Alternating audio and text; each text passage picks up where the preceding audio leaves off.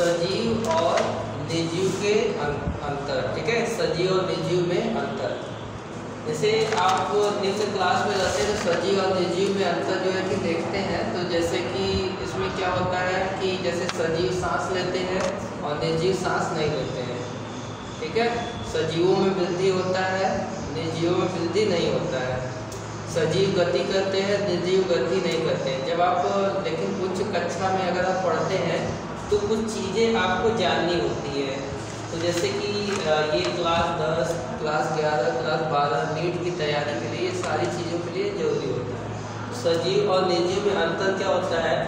जैसे संगठन स्तर, तो जैसे सजीव जो होते हैं, जैसे कि कोशिका है तो कोशिका के अंदर क्रोमैटिन धागे पाए जाते हैं। तो क्रोमैटिन धागे किससे बने होते हैं? नाइट्रोजन और प्रोटीन के बेस होते हैं। फिर उसके वो परमाणुओं से, नाइट्रोजन से बने होते हैं। फिर उसके बाद ये परमाणु स्तर से जैव मंडल स्तर तक होता है। निर्जीव में क्या होता है? परमाणु, अणु और कोलाइडी स्तर पाया जाता है। आपको बताया गया था ना इसमें कोलाइडी तंत्र और ये सब सारी चीजें। जीव द्रव्य यानी कि प्रोटोप्लाज्म, जीव द्रव्य जो होता है वो सजीवों में पाया जाता है और निर्जीवों में जीव द्रव्य नहीं पाया जाता है।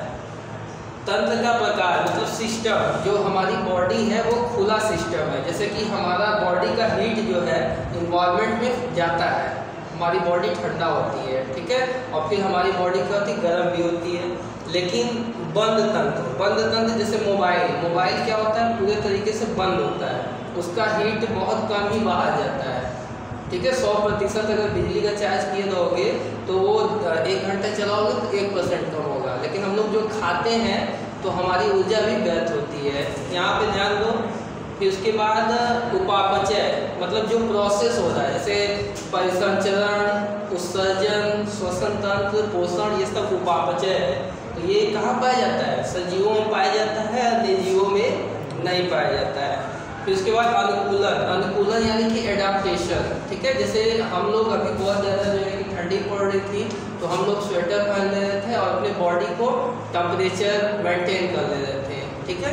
तो ये होता है अनुकूलन। लेकिन अगर किसी जगह आग जला दिया जाए, जैसे आपकी गाड़ी बहुत ज़्यादा गर्म हो जाती है तो उसमें आग लगने की संभावना होती है। और आपका मोबाइल अगर बहुत ज़्यादा गर्म हो जाता है तो क्या होता है? वो हीट करता है तो हैंग करने लगता है। लेकिन हमारी बॉडी क्या है? देखते हो एक जो है कि एक लेबर होता है जब कोयले के खान में काम करता रहता है, बहुत ज़्यादा गर्मी रहता है लेकिन फिर भी वो काम कर लेता है। तो पर्यावरण के प्रति अनुकूलनशीलता पाई जाती है, लेकिन अनुकूलनशीलता इसमें नहीं पाई जाती है। तो ये आपका उच्च स्तर पे सजीव और निर्जीव के बीच अंतर है, ठीक है। समझ में आया आप लोग को?